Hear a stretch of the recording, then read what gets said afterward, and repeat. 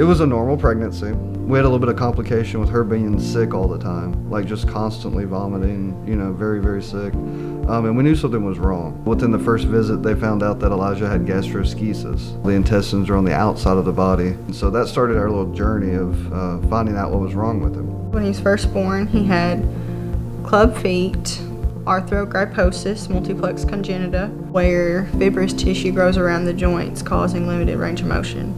They weren't sure if he had any muscle tone at all. And nobody could tell us why my son didn't move his arms. The hardest part of it all is trying to figure out if you did something wrong or if it was something else. Because pregnancy everybody has kids. There's kids born every day with no issues at all. We can try to do everything right, but things just happen sometimes. We were trying to get help with trying to solve his problem. And nobody could do that.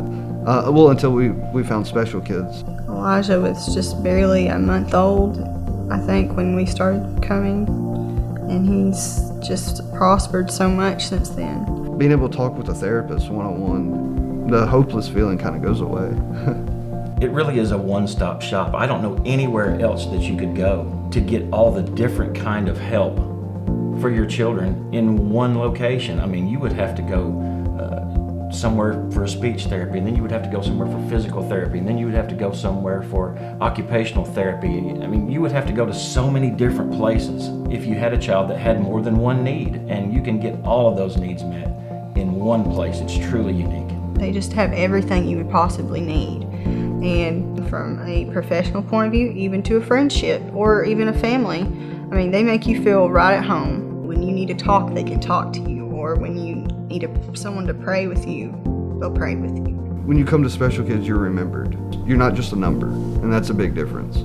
Having those resources right here in our community, I can't imagine if it wasn't here what those parents would go through and what a challenge it would be to go, whether you had to go to Nashville or outside of the state of Tennessee to find the resources. If it wasn't for Special Kids, Elijah would not have excelled as fast as he has, because I know I wouldn't have known what to do to go through what we've went through.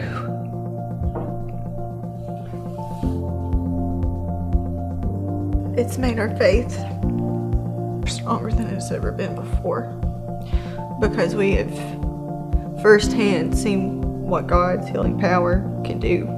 We feel also honored in a way that God chose our son to use as an example. We rather try to stay positive and try to find a solution than dwell on it, and try to make the best life we possibly can for Elijah so he can do basically anything he wants. With Special Kids, we are able to do that. So we are so thankful for all the support we are getting from everyone. So thank y'all so much.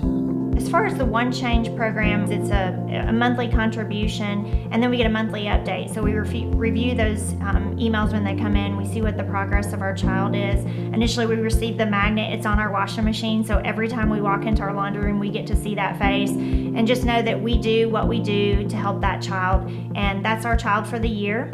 Even though our update only has one child's face on it, we know that one face represents a lot of different kids. And we feel honored that we are part of One Change. I think it's great that the community is getting involved and that we are able to give the community updates each month. We get to see our time, treasure, and talents being put to work in our community every day. I love to see it every month, and it's an easy give. You set it up on a monthly plan, and it just happens.